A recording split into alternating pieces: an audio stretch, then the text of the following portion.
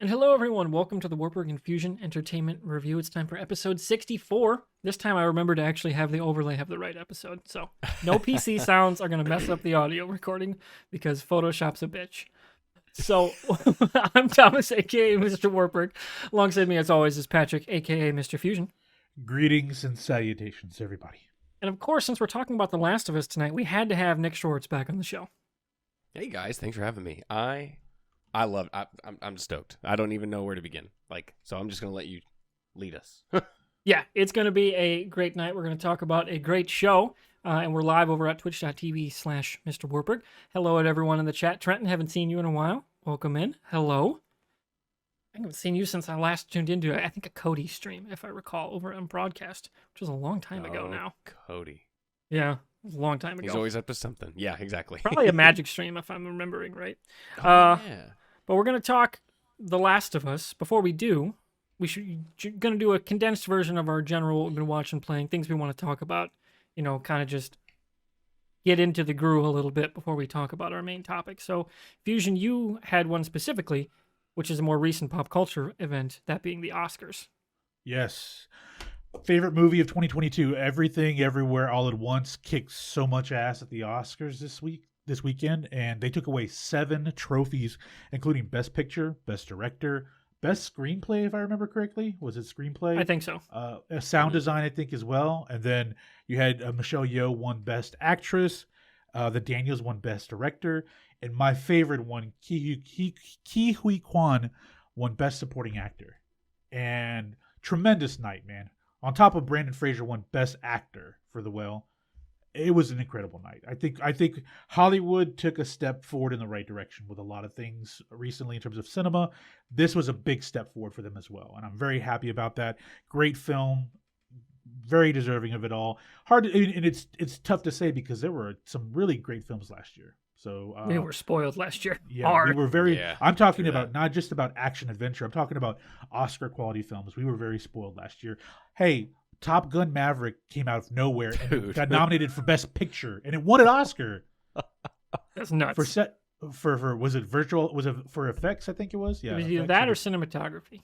Cinematography or effects. I can't remember which one it was. No, it was cinematography because effects was Avatar: Way of the Water. Yeah. That one, so that makes sense. But incredible Oscar season when you really think about the films that came out last year. So I'm very happy for everyone at Everything Everywhere All at Once. The A24 Studios is now a big player in Hollywood. Oh, they have a show coming out on Netflix. What? Yes. Really? Called Beef between the voice of Mark on Invincible, Glenn on Walking Dead, Stephen Yeun. Yeah, and Ali Wong.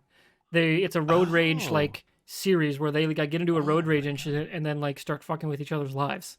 I love both of them. They're good and everything. And it's an A24 produced series on Netflix. I'm like, okay. Talking with the buddy online the other day, A24. If you go and we've talked about this, Warburg, their catalog is incredible, including awesome. Last year was the Pearl Saga, 2 of the 3 films, right? And that's bringing people back to the grindhouse style of cinema, that horror action, suspense horror.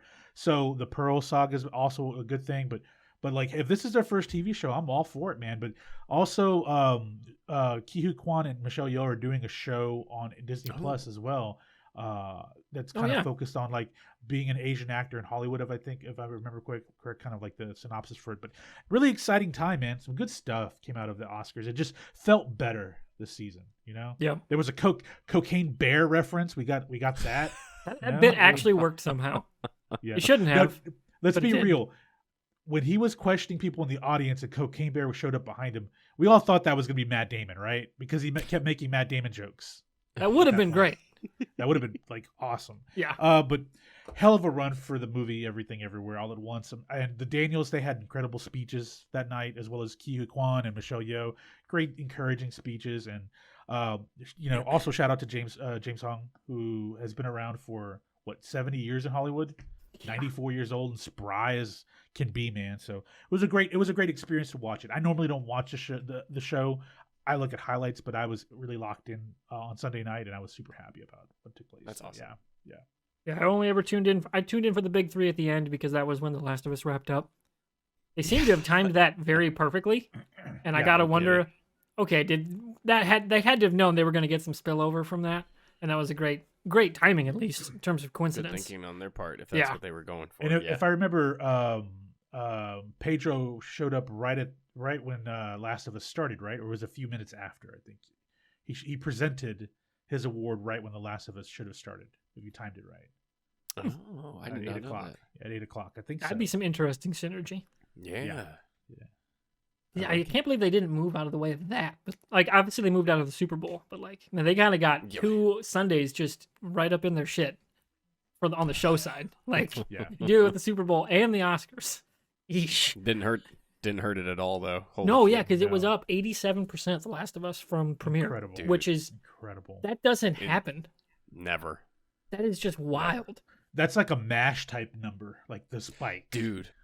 Yeah, like that's it. That's just Now I'm not saying there were unprecedented 200 in the streaming I'm not saying era. there were I'm not saying there were 250 million people worldwide watching like there was the MASH finale, but I'm talking about the percentage spike. Like that was a huge Oh, spike yeah. for the Yeah. finale of that show. and it was every week. Hey, it's another 20% up, 20% Yeah. up, 20% up. Wild. So Fusion ran through his Oscars stuff. Nick, you got Yep. anything to bring to the table? Not that you have to. Yes.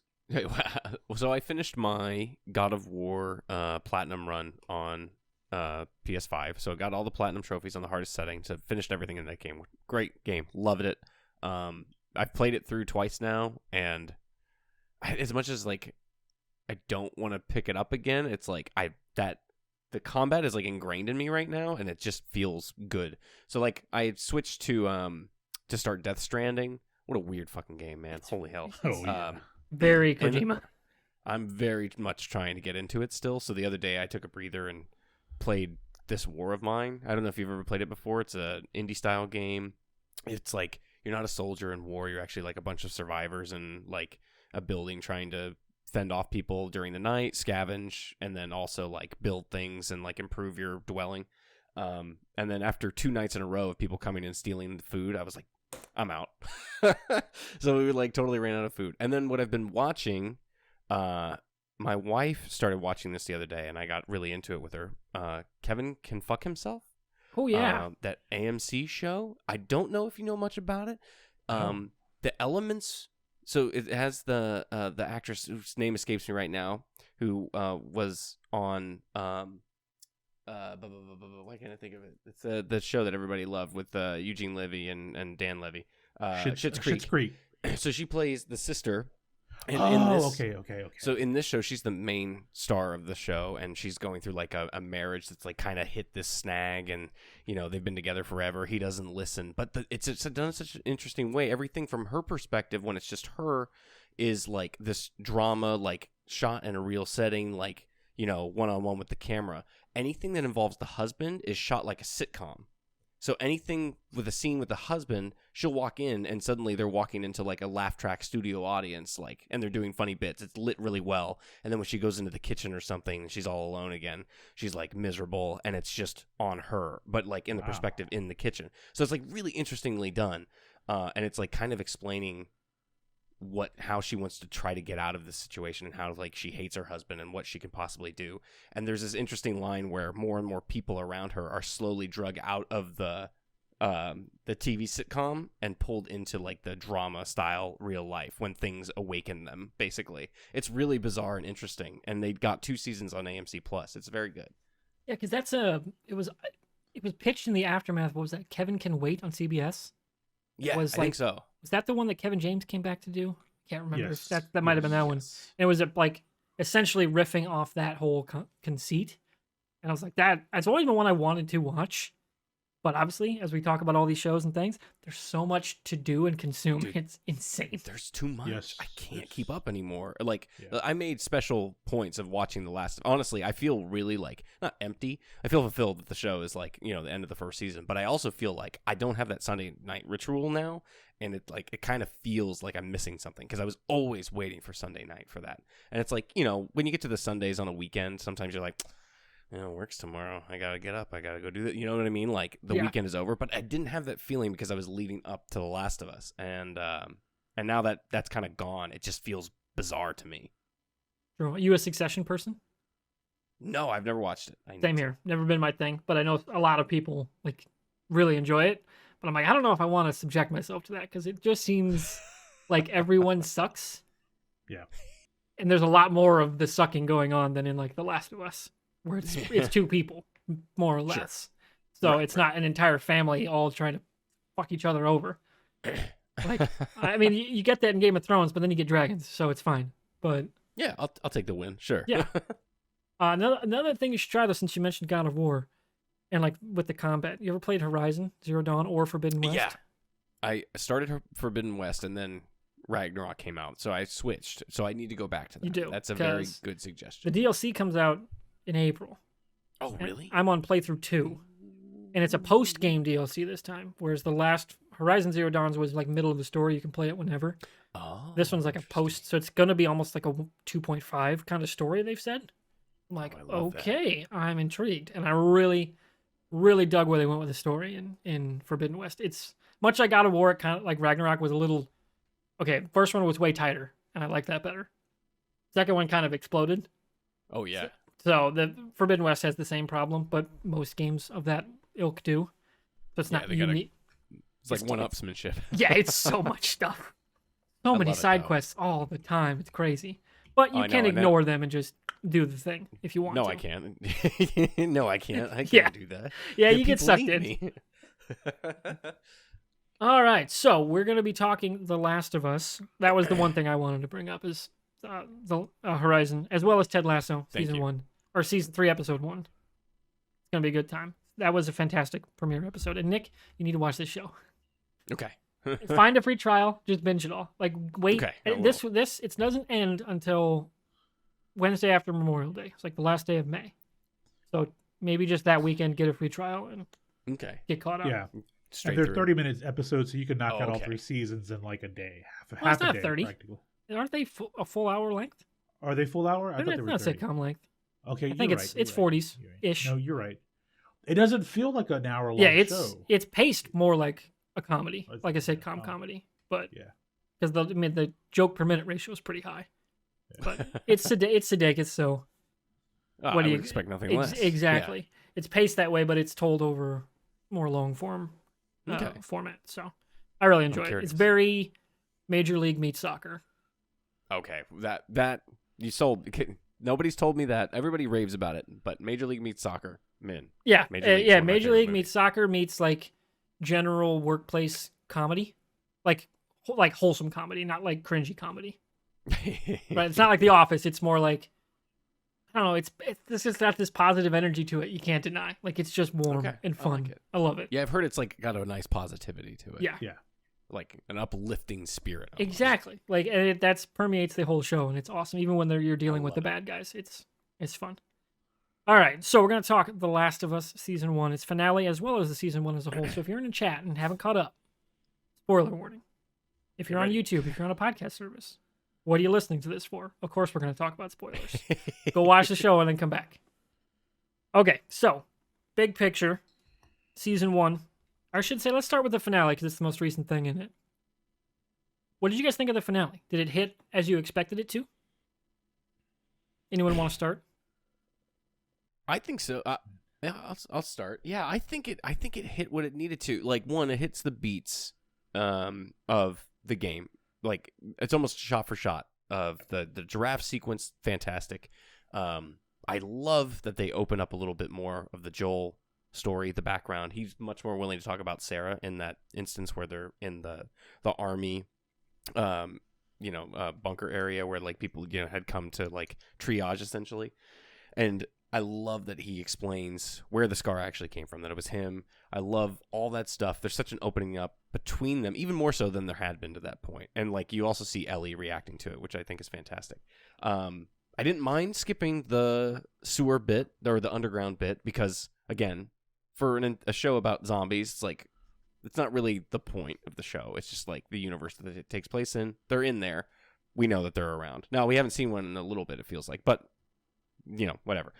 I like the choice to add 2 guys on Joel at the end because it makes it, 1, more believable that you see that Marlene is taking this very seriously. 2, I also really like that from that point, the audio drops completely we roll into like this. The music plays over and everything else is muted. Like nothing else matters. This is what's happening. Deal with it. It's not like an action sequence. It's not like we're not entering like a Doom scenario where we're like from his perspective or whatever. And it's just like, and it's brutal. It's like certain bits are visceral. Like that dude who surrenders just shoots him. The dude who like is down on the ground goes and stabs him. Oh, clip empty. Oh, well. And then like I also like the nod to the game too, where it's like, oh, at this point he actually does pick up the M16. He gets it. He goes on, continues on. And then also the lingering shot on the doctor when the doctor is down on the ground. And then also I like that he spared the nurses. Because in the game, you are given that option. Those are the only people you really can spare, aside from like soldiers you sneak by. Yeah, I love the way they did it.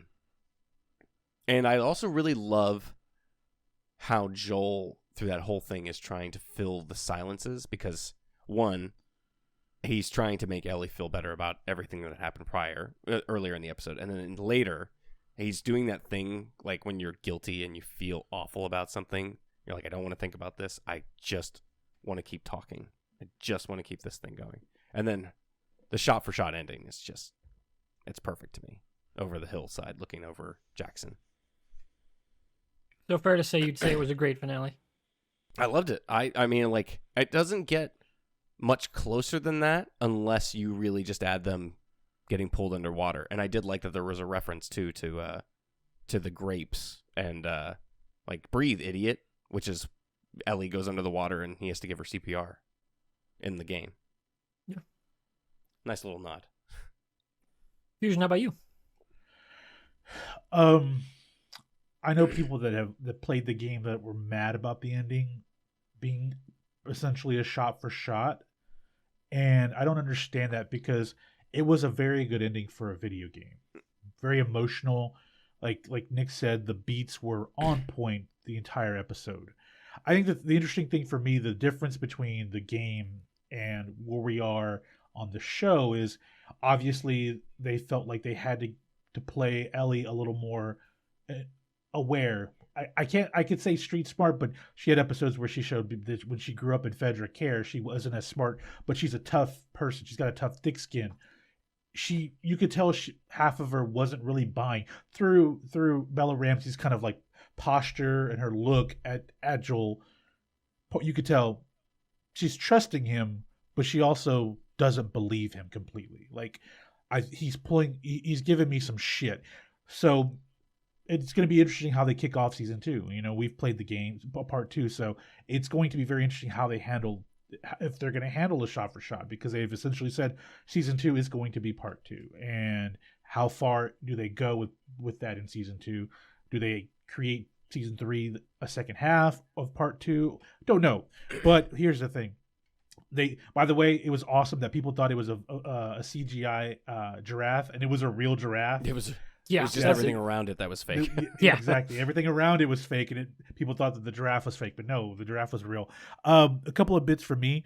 Some good game callbacks and cameos here. You know, Laura Bailey playing one of the nurses. That's fantastic. I love that. So with that, on top of the ending being the way it is, we obviously are getting Abby. So I'm excited to find out who they're going to cast for Abby, because it's going to be a very pivotal role, given if we know this, and we won't spoil too much about Last of Us Part 2, but she plays a very pivotal role into what happens and the repercussions from season finale into what really happens and climaxes the first act of the game, Part 2 game. So Ashley Johnson playing Ellie's mom, that was an interesting twist there. I liked that, you know, but having her have that connection to Marlene was very interesting, that they grew up together. But then at the same time, like, I get kind of like, I saw a few memes pop up that were interesting where it's like, oh, Marlene, best friends with Ellie's mom, but then throws her into Fedra Care after she's born. Like, maybe we get some flashbacks next season that kind of explain what happened there. Like what, and we may not be done with Marlene through flashbacks, but I really liked that dynamic as well. So like I said, the big thing is who should play Abby now. That's a good question. Going to be big. It's a really good question. Yeah. I have a few things to quibble with on the finale. I'd say it's a good finale. I think for me, it just kind of highlighted some of the incongruencies in the story. Okay. Like to the more recent point, Fusion, you made about Marlene. How did she know Ellie was immune? You know, like we don't know that, but they took the time to explain to us why she is. Yep. But we don't see Marlene actually figure that out. That is interesting. We didn't You know? get that in a flashback. Right? Yeah, we don't get that anywhere. I figured we would maybe as a tag of episode 7 with Left Behind, or an allusion to that, or maybe Ellie is explaining that to Joel, and maybe it's more of a we hear it instead of see it, but it's not in the story. Okay, I just a quick interjection. Well, Anna told Marlene that she had cut the umbilical cord before. So she was Marlene killed. has no reason to assume Ellie's been That she's in contact exposed. Yes. up until the end of the episode Left Behind. Yeah, and we don't. True. We need to see Left Behind to figure out. Like, we need to see what happened outside. And we both were right in that Ellie told the story to Joel at the back end of this episode, right? Of what happened with her and Riley, right? Yeah. So, I'm just We curious never how get the aftermath of it, though. exactly Yeah, like just how this did the episode. fire like how why did the Fireflies not shoot her on sight as soon as they saw the bite? so you know? obviously we're probably not done with Marlene showing up in a flashback or two. Like, I would hope it's not, just- because Yeah. I'd be curious just to hear like her reasoning, or like even like you said, how they just were not shooting Ellie on sight when she has a bite mark like that. Exactly. And we may even get a third flashback, because when we get Abby's dad, Marlene's obviously having Ellie prepped for the surgery, right? So maybe she's engaging in a flashback with her dad and saying, he may be uncomfortable doing the surgery because he has a daughter her age. Like, there could be a number of ways you can kind of tie Marlene back, because I think she's a central piece to what happens going forward. Now that we know that her mom, Ellie's mom, was deeply connected to Marlene. that's in this that's the other iteration. part I want to go off. Okay. That being a unique thing to the show via Ellie's mom. She just doesn't tell Ellie. She just, hey, we're gonna murder you. We're gonna cut your brain open. You, my best friend's kid. Like, Yeah. that seems not like the character we met at the beginning of the episode. And there's no examination or showing where that shift happened, why it happened, other than we want to see everything from Joel's perspective, which I get that part. We need to see what Joel sees, but I think without the element of the immersive gameplay part, like you playing as Joel, having it be a more well-rounded, tell everyone's perspective on this, I think that would have hit better for me as someone who hasn't played the game but has watched it Yeah. be played. Yeah. Hmm. Like, That's an interesting point. yeah, you don't see the whole picture versus the game's not trying to tell you the whole picture. The game's telling you Right. Joel's perspective explicitly, but the show has not been. It is interesting, but we never, aside from really one sequence with Marlene, do we ever really get something from her perspective directly? And that's just when she's like kind of dressing down her underlings in the first episode. And other than that, we really haven't seen her other in the show aside from when she's with Joel. So you're right. There isn't that. We do have a reason to believe or like to want to see like what her motivations are here. I wonder if they did that with the intent just to make this emotionally higher. But then you kind of get that question like, what was the movie? The Crazies. Do you remember the original version of The Crazies where they're showing from the government's perspective like why and how they're trying to deal with this outbreak and doing all this stuff? You got like a lot of that like, we don't want to have to kill the town people, but we're going to have to do this, this, and this. And in the newer version, they didn't do any of that at all. So it's like you kind of lost some of that humanization of the big, dark, spooky guy at the top of the chain, right? Like calling the shots. And here you kind of miss out on that too. Something I hadn't thought about, but you're right. Like, but I think they're trying to go for more of like that emotional impact for just Joel, and maybe that's not the right decision in this. I don't know. I thought it worked just because it was so faithful to the game. But you're right. It's a different adaptation, so I could see where that issue. Yeah. We also have to think about the fact that there's still a story to tell between Marlene and Joel when he did work for the Fireflies. There obviously was some type of falling out between them, right? So maybe that ties into a few more of these. They could tie a few of these storylines together through that.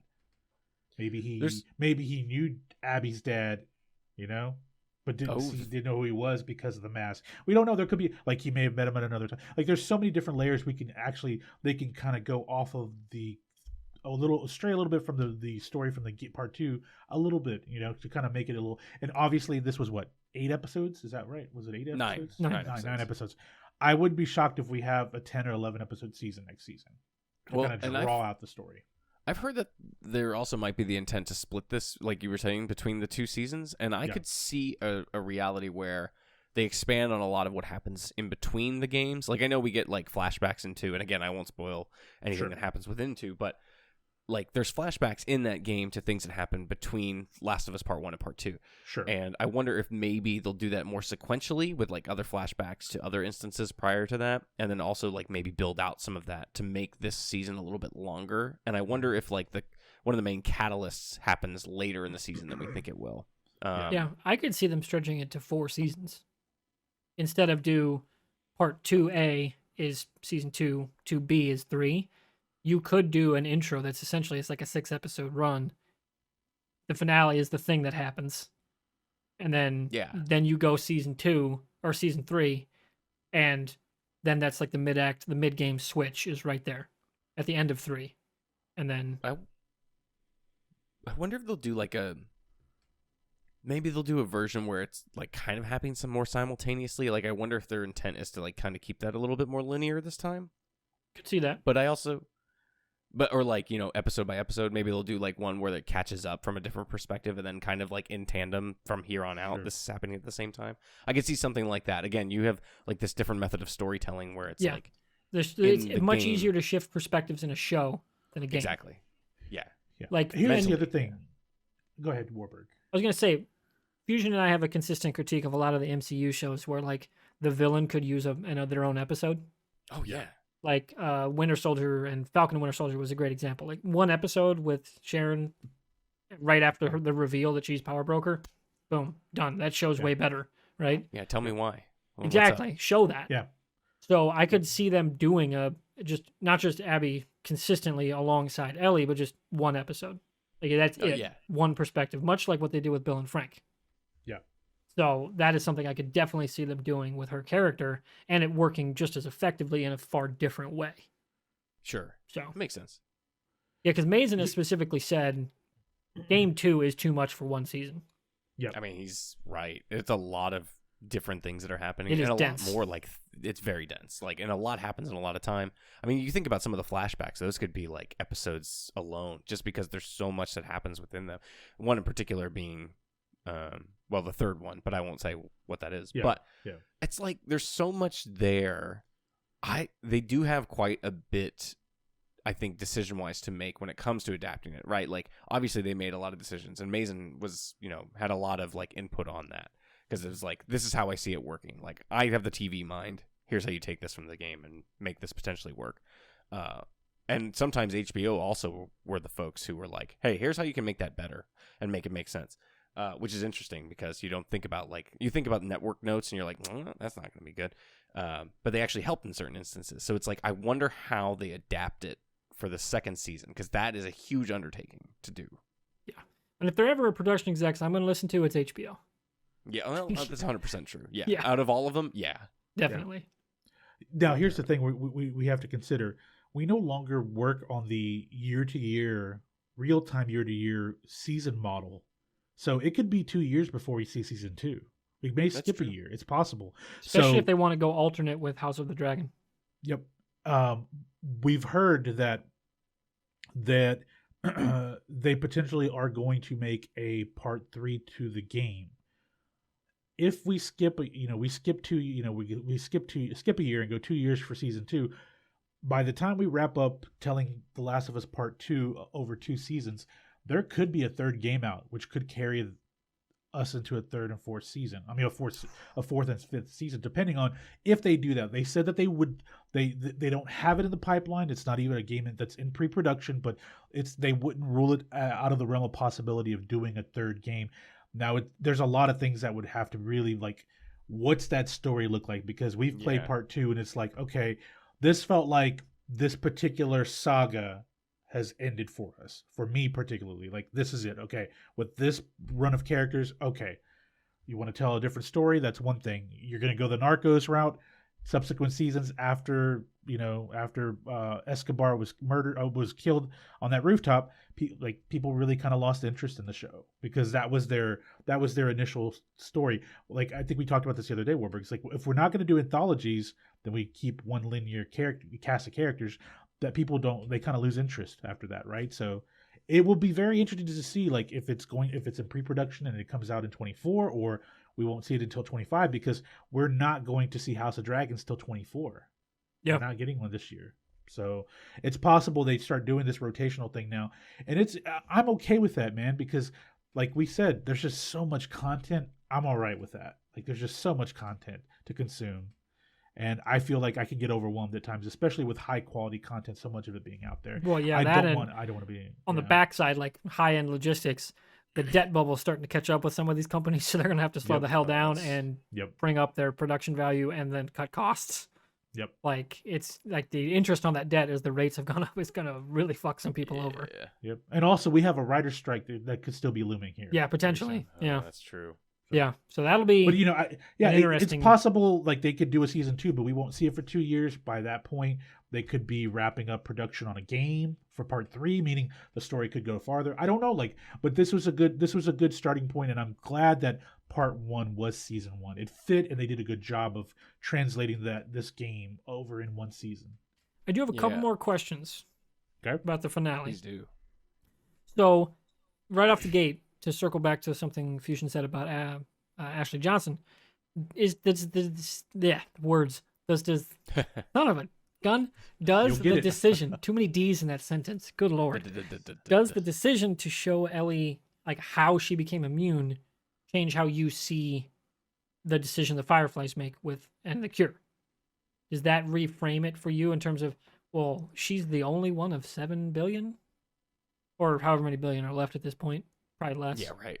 I don't know that it does. Like, actually, there's a bit like that. That could potentially impact me, but I think the thing that impacted me more is the way that Marlene explains how this will work. Is it doesn't help people who are already infected. It doesn't help people who are already zombies. It seems like the infected are already like such a number that ship has sailed. It's like this thing only helps people who are bitten once and then could potentially become one of them. And the thing about Ellie's immunity is while it may protect them once they're bitten in the body, it does not help them if they're being ripped to pieces by like Clicker. So exactly. It's like, to me, it does almost giving the message of like, well, maybe Joel had a point. I don't know. Like, because she says we would want cordyceps to think we're cordyceps, but we see clickers attack Ellie. Right. That doesn't hold water. And runners. Well, we want the cordyceps in the skin to think this is what she means. I think in this instance, because Ellie has cordyceps growing in her brain. Mm-hmm. We've established. Well, she that, should in her arm too, right? Because she got bit. Yeah, I imagine it started there and then went up, but it didn't overtake because of whatever immunity. Your was nervous there. system. Whatever was there. Cordyceps, like in nature, they attack the brainstem of insects to control them, right? Of the host. So essentially, just shutting off a part of the brain and kind of like rerouting the nervous system. So, but like what Joel told her is like the cordyceps, but they grow in your brain, so that's where you're going to have to go in and remove like these cordyceps. So I think you're right. Obviously, what we've seen is she may be immune, but she's not immune to being attacked. That's the big thing. So what are we really doing here? And it goes deeper into what Marlene is she just being careless with Ellie, or like there's a few things we have to answer with that whole process, like the surgeries, how many of them have taken place in this part in this iteration of the story, like how many failed experiments, was Ellie the only one or not? We don't know. Like it draws a lot of questions here. So yeah, I like how they're treating the viewers as respectful as possible in regards to like the science of things versus the video game is just it's a video game. It's going to be a little more creative and a little farther out there because it is a game. They have to fill in a lot of combat time and all of that stuff versus this we're a very truncated timetable we have to act on. Like Pedro Pascal said, look, I'm playing a guy that's in his mid-50s. I can't do what's in the video game and crawl around in the space because no nearly 60-year-old guy could do that, physically. So yeah, it draws. There's a lot of questions to ask there, man. There really is, especially with like the idea of the cordyceps and in regards to Ellie. Yeah. Like, it doesn't justify what he did in terms of, like, all those innocent people. Well, I don't want to call them innocent. But, like, people who are there just defending what they think could be the answer to a problem. Or, like, the potential answer. Or at least the start of an answer to an issue that's been plaguing them for 20 some odd years. And if you think about it, it's still 20 years isn't that long of a time. Like, this hasn't been going on that long. Some of those folks were probably born already by the time that, you know, broke out. So, like, to be here and to be, like, in the spot where it's like, I could fix the thing that killed my family or, you know, whatever else and sent me into this spiral. It's like, they're just doing what they think is right. And it's like, that's kind of sad for those folks. And it's something you don't think about in the game because it's like, whatever, like, these dickheads are in the way. But, like, when you see it from this in that, like, very muted space, you just, like, it sticks with you so much more. And it's, like, so much more impactful to me. And it's like, well, I get what he did, and, like, I understand, and it's like, maybe it wasn't the right thing to do, but it's like, oh, I don't know. I just don't know. Like, I think at the end of the game, even, I was like, oh, I feel kind of dirty. Like, I feel bad. Yeah, because I think that feels to me like the point of the elevator scene, like where you're riding down with her, is like that hits you as you're going down. Mm-hmm. Like, damn. Like, that felt very intentional. But also the trust in an elevator at this point in time. It's like, yeah. Like, I don't think anybody's been servicing those brakes. I was like, you know what? This is kind of odd. Last question before we move on to season 1 kind of general thoughts. And this is part of the general season 1 discussion.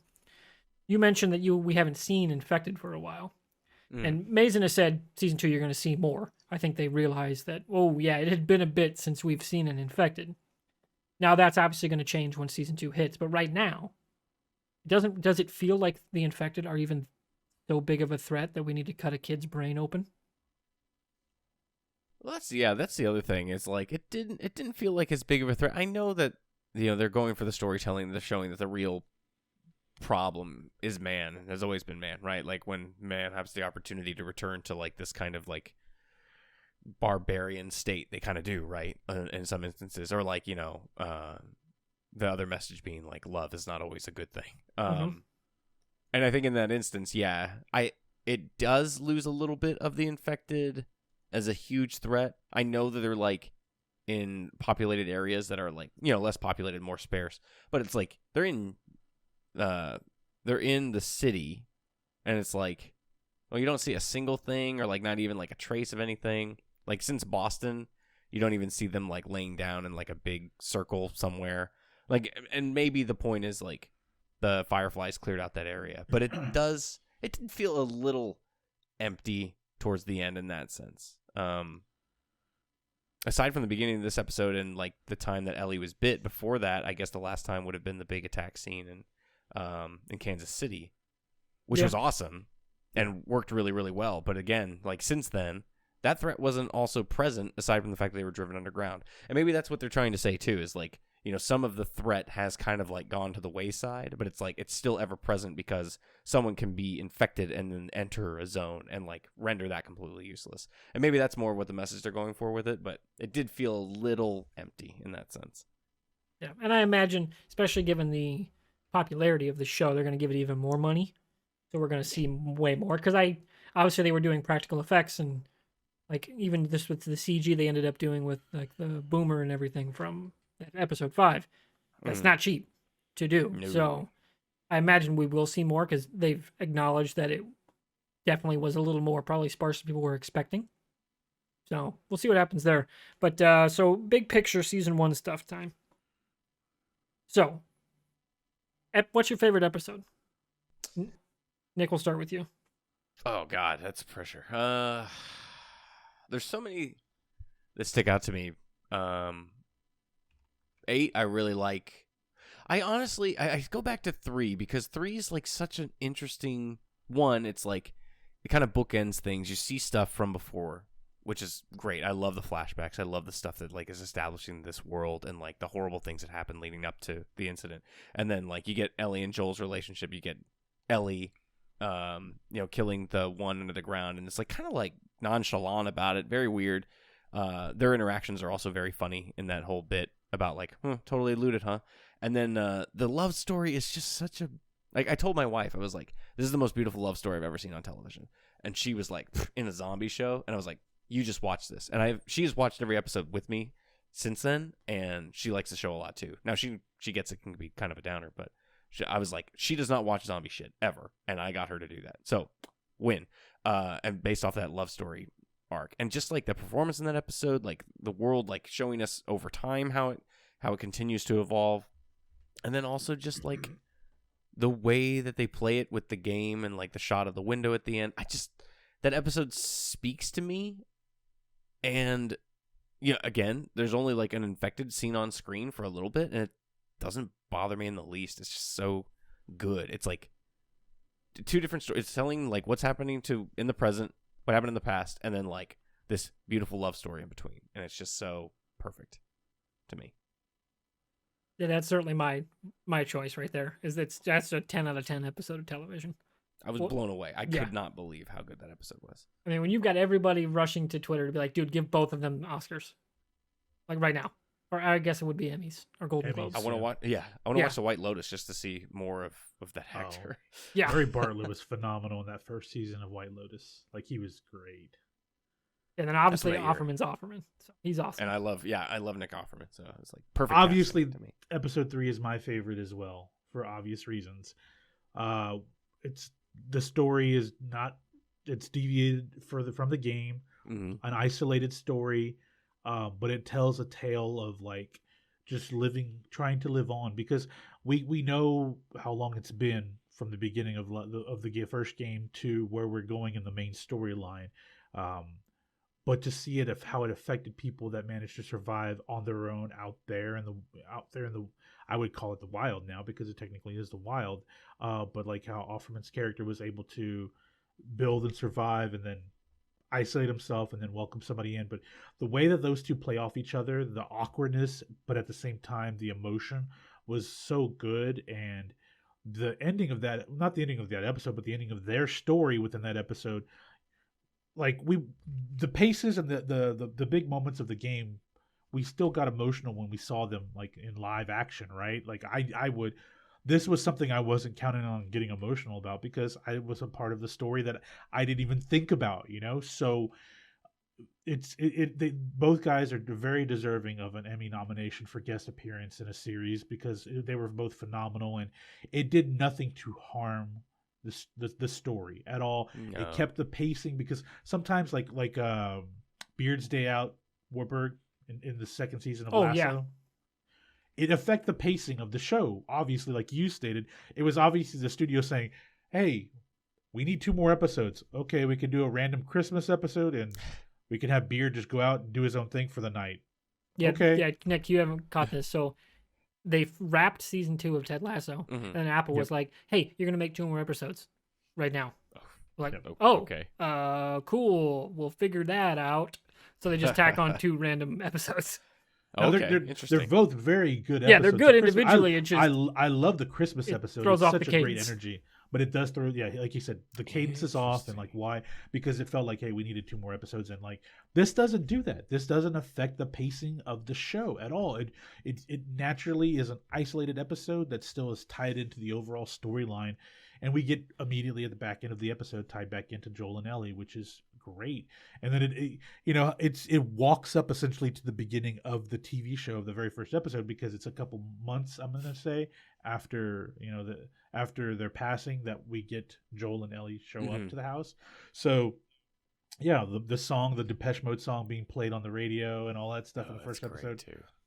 It just shows you, like Warburg and I talked about after, because we immediately, after it aired, Warburg's like, we got to roll on this. Yeah, we did a podcast like, within 10 minutes of the within credits. 10 minutes. He's like, what are you doing? I'm like, holy shit. He goes, do you have something to say now? I'm like, let's go. I've got plenty to say about this episode. And I will praise this episode because it's one of the better, I would not going to say isolated, but kind of its own. If you have to say isolated, is the best way to describe it. Yeah. Okay, but like insulated episodes of a TV standalone. Show. Yeah. Standalone episode. Yeah. Phenomenal episode, man. Loved it. Yeah. Agreed. Standalone, but also continuing the story. Like, that's one reason I liked it too, because I feel like the people who get upset about things like that, like for instance, the note for episode 7, Left Behind, was it apparently originally was just going to be Ellie in the past. Yeah. And HBO was like, "Yo, you gotta show what's happening with Joel. Like, we gotta know at least." So they added the bit at the beginning where Ellie. Or I think they may have done the bit at the beginning where Ellie is like making the decision at the door, and then the flashback, and then it would cut to black after they make the decision, I guess, of going insane together. instead of like showing her get resolve, go find the needle and the thread, and then come back and like stitch them up. And like, there's not a bad episode, like, and not even one where I was like, oh, I don't agree with what they did. Like maybe like one where I was like, slightly different, whatever. But I can't think of one where I was like, yeah, this isn't it for me. That's actually my follow-up question, so thank you for answering that. Oh, sorry. No, that's fine. That was next on the list. Okay, perfect. Yeah, I don't think there's one that like upset me in a way that like set me off. I like a lot of the changes. I understand why they did certain things for TV. Like, for instance, moving from Pittsburgh to Kansas City, I get the logistics. I think my one gripe is that they made it there in 2 days, apparently, from the Boston area, or from wherever Frank and Bill's place was. So that, I mean, like, that's a bit like, I'm curious especially how they given made it having all to the way stop down for there. gas, it's breaking down. Right, yeah, and like people are like, well, that's not how gas works. Shut up, Like, enjoy the show. It's like they lampshaded the suspension of disbelief. Shut the fuck up. Move on. Yeah, like, listen, if you can accept a fungal thing taking over a human body, you can shut the fuck up about the rest of it, okay? Yeah. But I mean, aside from that, I mean, really, I don't really have a complaint. I thought it was interesting that they gave Joel, like, the issue with the hearing in the one side. Like, that's interesting. Although I feel like it comes up in a few episodes, and then after that, it's like, you don't really hear about it as much. Like, after episode 6, it's, well, I mean, he obviously has a lot more shit to deal with when he's, you know, been stabbed and all that stuff. I like the change too, instead of the rebar. I mean, and I actually really I like the Jackson stuff happened in Jackson instead of the dam. Like, it just made more sense, and it felt like more homey, and like you kind of see this stuff coming up. Nothing that like stood out to me to the point where I was like, I'm out. I can't do this. You know. Fair enough. Fusion, about you? Do you have a least? Or I should say maybe least favorite is a better way to put it. Least favorite, it's going to be the Kansas City story, just because I think there was a bigger story to tell with Kansas City. It was kind of, and we mentioned this after that episode where I wasn't a fan of this. Oh, the citizens took over. They basically created an insurrection from Fedra because they were being raped and tortured by Fedra soldiers, right? And it was just kind of said in passing. And we move on from such a big deal as the fact that and that was actually in the post-show thing. They don't really say that explicitly. I could have sworn they say like hung and killed. They don't go like hung.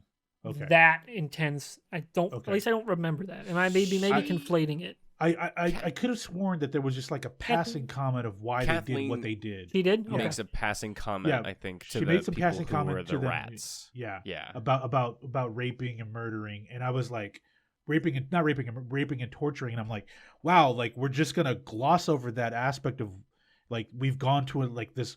I get it. Every time we have a horror, and you said this, Nick, every time we have a zombie apocalypse, we have to the biggest monster in these stories are people and our nature to go into this primal state.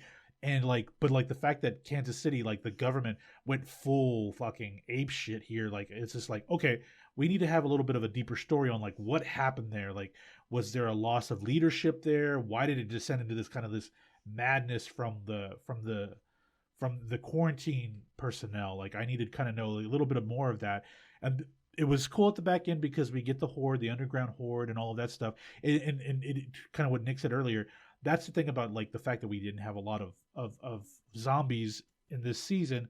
I'm okay with it because that underground horde that came up, it tells you like shit can happen at any given time based on our sewer structure, infrastructure. We don't know if that's how they got to that point of Kansas City, right outside the city, or if they just dug their way through. We don't really know if there's another cordyceps monster that can dig tunnels based off of heat. Like, we don't really know like what led to that. So I like this idea of like, hey, even in Wyoming out there, shit can still potentially find you. You know, like you're not 100% safe from the zombie horde. And I like that idea that it can happen at a given time. So, but I would say that episode, tell me a little bit more about what happened, what led to the downfall of Kansas City and that insurrection. Like, just give me a little bit more. Maybe it could have been like a 2-part episode. We did 10 episodes, but like flashbacks from between 2 episodes that kind of overlapped that show me what happened in Kansas City. I think Kansas City was a little too fast, just a little too fast, because that initially was their goal city, right? No. No, I'm sorry. It was Colorado Springs. I'm Yep. sorry. That was their goal city. But like it was important for them to go through Kansas City for first rather than like the route that they took in the game through Pittsburgh. They went Yeah. kind of a Right. little farther southwest. So Yeah, especially I'm for very pacing curious. pacing for TV. Yeah, Far different. yeah. But like give me a little bit more. And it wasn't an awful episode. It just like I need a little bit more on like why, because you're telling me something really bad happened to a lot of Yeah. people there. Tell me why. I'd actually go the opposite. I'd say tell less. Okay. And maybe don't even throw in the Fedra The Kathleen revolution story. and all Yeah. that. Maybe just make Kathleen the Fedra overseer and Henry stole some shit. That would have been fine with me. That's You know? interesting. Like, That's interesting. or maybe have her be a civilian that because Henry stole shit, she's just single-mindedly like, you stole this medicine, we have to kill you.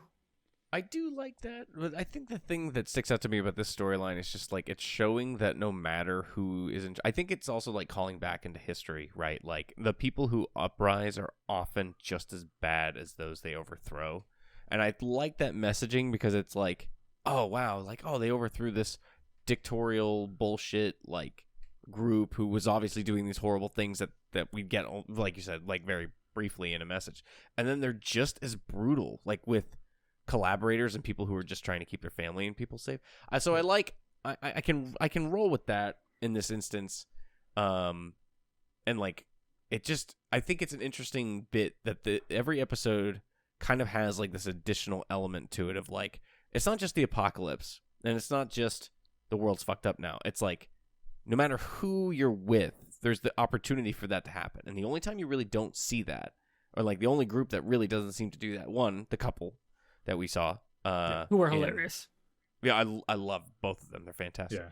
And then Jackson itself, and it's like you can see how these people came together and run. And I think there's a lot of interesting background stuff that I would also love to see. Maybe not in the show, but like if they expanded some kind of lore, like other QZs, right? Like quarantine zones. Like we know about Boston, we know about Kansas City, we've heard about Pittsburgh falling and like some other places. It's like, oh, how many of these were there? Like how many other places were there that survived and like were big thriving communities? And things like that I'm always curious about. Like the Fireflies obviously had like a network and were able to get around. That's crazy to me. Like how? Tell me a little bit more about that. Maybe not within the show, but maybe like some supplemental stuff on the side. I don't know. That's the stuff I want to know about. And it's like the stuff I was hungry for after the games came out, like watching through YouTube videos about people speculating, like, if you listen to this line about where they get the sandwiches from, like stuff like that. They like call back to other places. And it's like, that's the stuff I want to know about, like little references like that. Tell me a little bit more about that stuff. That's cool. Okay. So before we get to the next subject, I have to take like a 2-minute break because this is hopefully the last time I'll have to do this on a podcast because I'm getting rid of the ostomy bag in 2 weeks. I'm very excited. So I will be right back. Chat, want to give a quick shout out. Polar Knights, yeah, mentioned we have the perfect evolution of beard growth on the stream right now. All right, I will be right back. Chat, hang on just a moment. Okay, so we're back here, back into our episode, back from our break. We wrapped up with our least favorite episodes right there. So to get back into it, right before we end here, what were you guys' biggest surprises from The Last of Us Season 1? For me, I'll start because I thought about this while I was downstairs. To me, the biggest surprise was how different Bella Ramsey's take on Ellie was. Because if I recall, we didn't get any promotional, really, other than that she's in the cast, we see the photos. We didn't get any sense of the portrayal of her going into the show. And given that she was a more, not known quantity, but we had seen her in a high-profile property last in Game of Thrones, people were a little leery on like, okay, what kind of take is she going to have on the character? And I was surprised how different it was from the game. And that's maybe more as a function of she's not a companion, like a quest that you need to, shepherd along for most of the game. She's a whole character in and of herself versus how she's constructed in the game. But I thought they did a really good job. It just kind of shocked me there for a moment. What about you guys? I'm going to say for me, I thought we were going to get a little bit more of Tommy, Diego Luna's Tommy. I thought there were going to be a few. Well, actually, both you and I said this after the first episode. We thought there would be a few more flashbacks rather than just going straight to. Well, that and everybody needs more Diego Luna. He's awesome. Yeah, He's awesome. Um, so like I was expecting a little more of him. David also like I was shocked at how like they did a much more tamer, I'm gonna say, like personality wise. Like he obviously is a sociopath, but like the way he was presented like before his dark turn per se, uh, as opposed to the video game where you kind of he had much more of a Weasley persona when you meet him, right? In the game.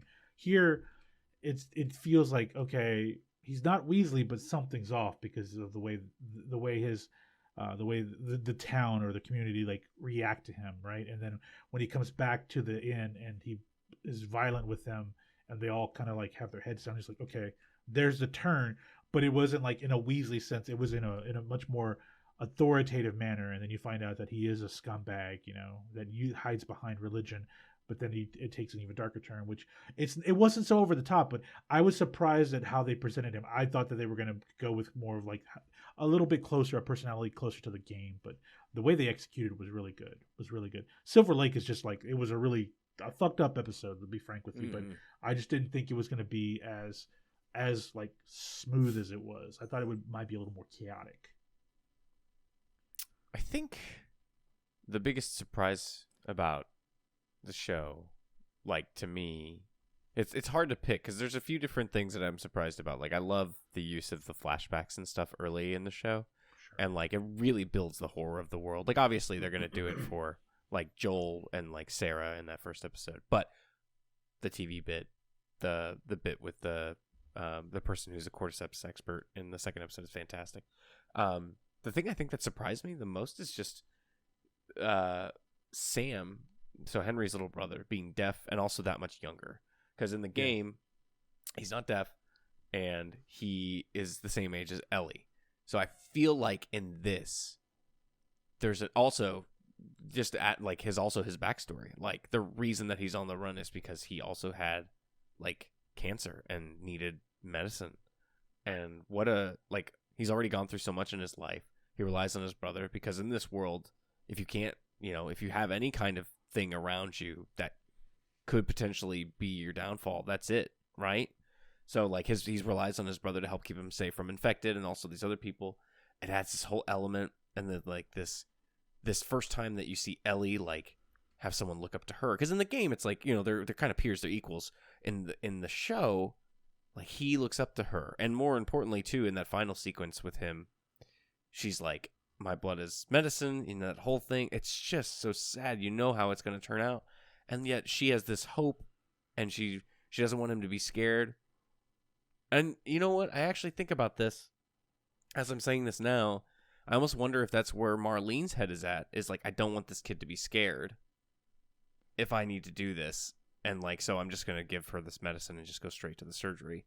Like, versus Ellie being back in that room saying, my blood is medicine, I'm going to do this for you, and I'll stay up with you for this whole time. And the rest of it's, Ellie's already out. Like, she won't know pain, she won't know fear. We're just going to do this. So it's like, there's an interesting parallel there that I didn't think about until just now. But I'm honestly surprised by, like, Sam's portrayal in the show and how good he is. And also, I don't know if you know this, but the actor who played Henry, he learned, like, ASL in a weekend to do his bits as the older brother, which is crazy. Wow. Yeesh, that's impressive. Yeah.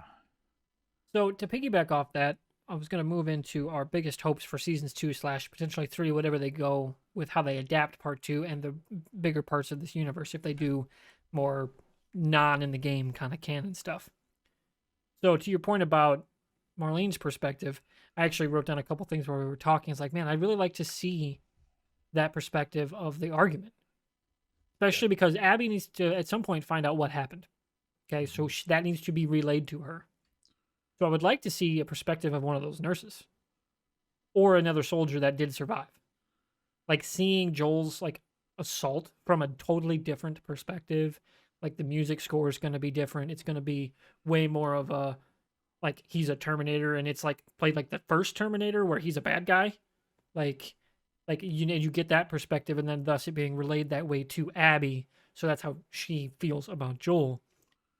And it would also color our perspective on the decision of what the Fireflies did or did not do in not telling Ellie. That is something I really do hope they do, because that really would lend itself I think, more emotional weight and better explain why Abby's doing what she's doing.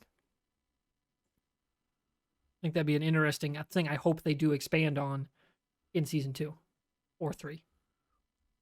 I hope we get a little bit more flashbacks too. Maybe with I know we're gonna spend a little bit more time with Tommy, but I hope we get a little bit more. Maybe Joel and Tommy initial survival bit. We didn't really see any of that, which we thought we might see some of that throughout the season 1. Yep. And I think that would be interesting. I think anything that they can show us really in the in between years is like an interesting world building thing that also is that can also relate to what's currently happening in the story is a great idea. And I just hope, I want to say this in a way that's not spoilery. I just hope we get more time with the characters together.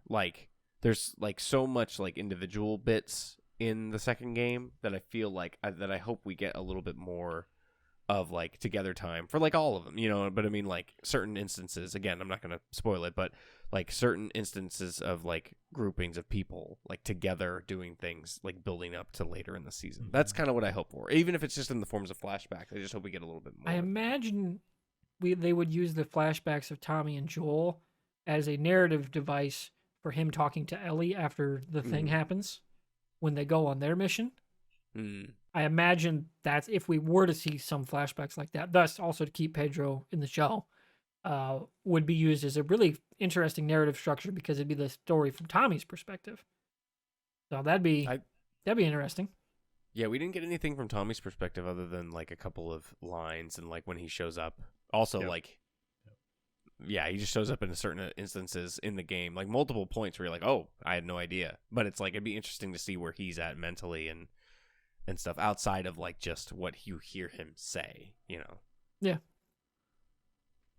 Which is where we can really essentially split part 2 into 2 seasons.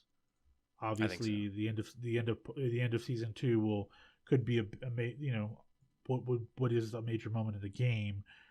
That could be the ending of your season 2, but throughout season 2 you do get a lot more because you guys said, there is a lot to tell between Tommy and Joel, with the Fireflies, with my thought is that the person that's going to tell Abby what happened is going to be the nurse that's played by Laura Bailey, who voiced Abby in the game. I can see kind of that would be their nod, the little nod, that makes sense. Easter egg, but I could see that happening. Hearing Laura Bailey, never a bad thing. Exactly. So there's so many different little threads and to tell. My only concern with it is that if you're if you didn't play the game, you're gonna. I could see people saying, "Well, what's the point of all this?" Right? Because we played the game, so we know the DLCs, we know the side stories, the flashbacks within the game. A lot of people may think, okay, so we have to really kind of, if we're going to do a lot of flashbacks or flashbacks in season 2, they have to be relevant or poignant to the storyline, to make it move forward, because a lot of people won't like that. I think the episode 3 for me was a fantastic episode where, of course, you have people that are critical out for no reason other than to be hateful, but there were some people that really had a point of okay, so how does that really affect the storyline for Joel and Ellie? There's an explanation at the back end of the episode, but they really felt so we spent 40 plus minutes to tell that story. I don't really understand why. So if we're doing a lot of flashbacks, we have to make sure that they're effectively Poignant. tied into what's happening Counterpoint, in the present. People need to get better at reading subtext. That's true. That's the other point too. That might do you some good. Yeah, the Left Behind episode is a good example of that. Yeah, this isn't the CW. This is HBO. There are no filler episodes. There's literally a reason that this is Well, Yeah, the it's CW, not the filler. CW books 26 episodes a season, whereas we're dealing with 8, 9, 10 episodes on streaming services. So yeah, Exactly. Yeah. So, any other closing thoughts on the finale or season 1 at large? Anything we didn't touch on? You guys want to circle back to? I think I've checked off most of my boxes. I'm excited to see who they cast as Abby. That's that be is a very a important thing. Interesting decision. I'm excited. Yeah, just for a lot of the decisions with a lot of the cast that they'll be. Yeah, that and expanding, how long do 'cause they wait? there's quite a Because bit. technically Ellie is the same. Bella is the same age as Ellie in the second game right now. That's true. But does she have 18, the 19. look? how much was it them, like, because costuming can do a lot to make someone look younger than they are. Yep. Like, how do they bridge that gap? Because I don't know, that's going to be a tough thing to get the audience to wrap around too. Yeah. That's true. Because in her 2 roles, most of the audience knows her in, she's rather young. It's also true. So, I wonder if that's why they went with someone who is Bella Ramsey's age then to do this first season and just kind of age them down a little bit. And I think they did that effectively, like you said, with wardrobe, but also like hairstyle and things like that. There's a reason why network TV traditionally, when it comes to younger roles, they cast older people that are past the age of 18 because they won't mature as much from season to season, right? So that's why they traditionally cast like an 18, 19, 20-year-old for like a teenager role. I did have something to circle back to. Ooh. This whole conversation, that's another surprise, is like, you can tell they knew where they're going in this one with the narrative and how they restructured a few things where, we know where we're going to go. Whereas like the game, they did kind of recontextualize some things in part 2, but there was a long stretch of time when that was in production. Storylines change, character motivations or arcs change. Whereas this is, you can tell they've got the plan. And it's a little different based on where they want to go in this new medium, which I thought was a really interesting, just seeing a good adaptation that actually has the balls to do that and do it well is a very nice surprise. That is one thing I wanted to bring up.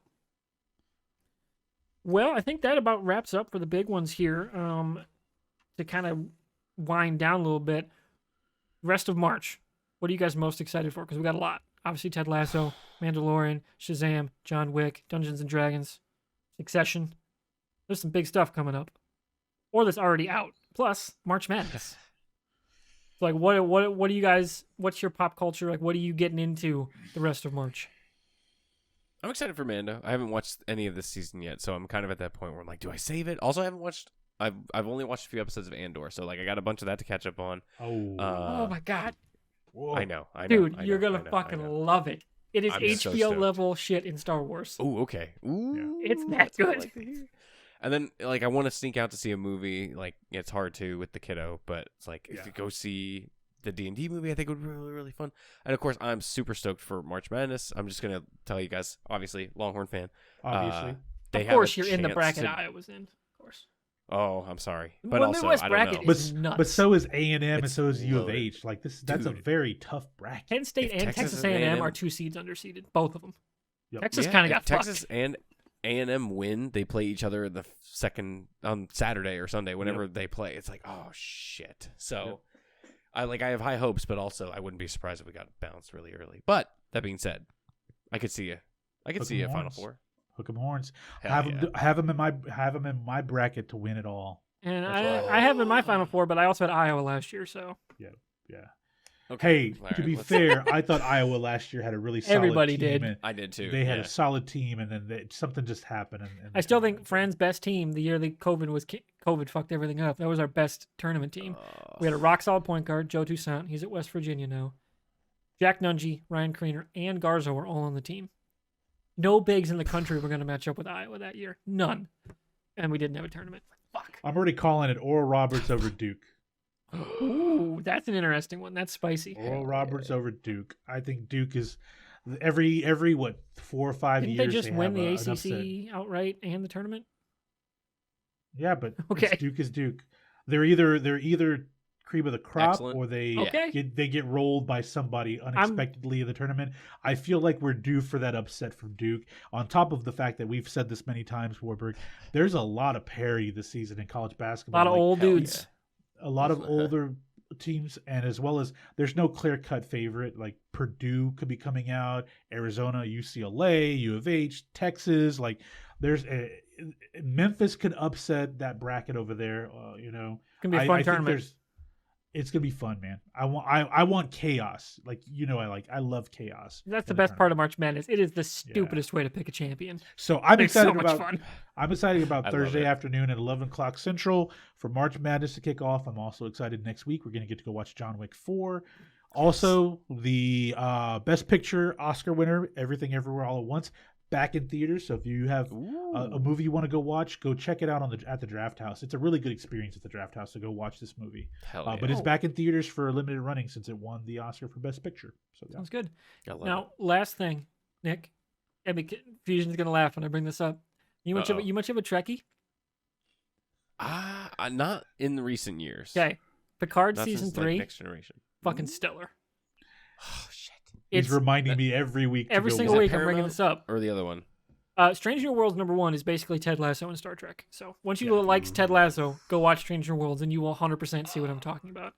Perfect jumping on point if you haven't been in Trek in a while, because it's got nothing to do with prior canon. It's just prequel to the original series prime timeline. Oh. But with new graphics. Was that the Anson Mount one? Yes, Anson Mount. He's perfect. Yes. Perfect. The entire cast is phenomenal. Like, yeah, And he's everyone's every character. and the tone, like the positive, warm energy, is like Ted Lasso, but in Star Trek. Yeah. Awesome. oh, And then Picard season 3, seasons 1 and 2, utter dog shit, terrible. What were you doing? Ooh. Season 3, oh hey, the guy that ran 12 Monkeys is a good showrunner. Bring him in. Well, what do you know? Show's amazing. So I can awesome. skip the other two? Yeah, skip seasons 1 and 2. Okay. All right. They'll get you caught up. All right. But if God, you I've got so need much more to stuff to watch, I got you, man. I got you. I got so much stuff to watch, dude. It's ridiculous. I can't keep up. I'm drowning in it. All right, chat. Well, hopefully that was an entertaining podcast. If you're, of course, watching after the fact, if you're on the YouTube or if you're on any podcast services, let us know what you thought. Leave a review. Help us, grow things a little bit. That's always nice to see. As well as in your comments, let us know what you thought of The Last of Us Season 1 and what you're hoping for as we go forward with its adaptation into Season 2. So, Nick, thanks for hanging out as usual. Thanks for having me, guys. I appreciate it. Again, man, Always a anytime. pleasure. And I definitely want to get your thoughts on Andor when you get caught up. Okay, Yes. I'll let you know when I'm done. Yeah, we've got a few friends that have some split opinions, and I'm like, dude, it's maybe the best thing in Star Wars. So Ooh. that'll be fascinating to see what your take on it is. Hell yeah. And we'll be back production-wise. We're hoping to do John Wick with a friend, Crofteria. She's in the UK. So that'll be a weekend recording, probably in the morning because of the time difference. Yep. Then I've got my ostomy surgery that I brought up earlier. So that's going to kind of throw a wrinkle into things. The plan, though, is to do episode 69 on June 9th. Because we have to. Yeah. I'm thinking that might be the episode we finally get Jen on something. Ooh. I've been trying to find like a way, because like her and I don't consume any of the same content. Like she does indie games and D&D. I don't do D&D. I don't play a lot of indie games. I don't I'm play like, it a lot either. I think for episode 69 do an evergreen like ranking like favorite villain performances or something. Ooh. I think that'd be a fun episode. So Hell yeah. stay tuned for that, people. We're on our Twitter handles. If you're on the YouTube, of course, our handles are on the screen. They're in the links below. Check everybody out there. You can check out Nick too. He's got his own Twitch thing that he does every once in a while. Yeah. He might be streaming some Last of Us soon. Who knows? We'll see what happens. I'm thinking about it now that we're wrapped up. Yeah. Hell yeah. Now Hardest setting. Let's go. exactly. So that's it. We're gonna get out of here, and hopefully everyone has a good rest of your March. If we don't see you before we get back with John Wick, see ya. Bye, y'all.